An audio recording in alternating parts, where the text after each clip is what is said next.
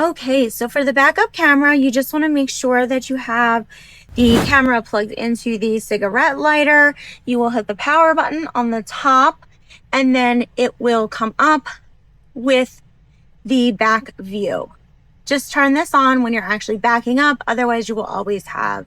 Okay, so we've arrived at our campsite, and John is going to go ahead and use the backup camera along with his mirrors to back himself in safely, and I am going to spot him.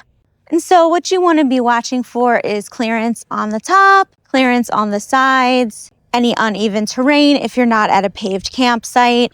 It's a little bit different than backing up a car just because of more things to watch for. So I'm just telling him to come back a little bit more using some hand gestures to bring him in, and all good. We have parked. All right, so now we're gonna chalk the wheels. Typically want to put one in front and then one in the back wheel, especially when you're on a level surface like this.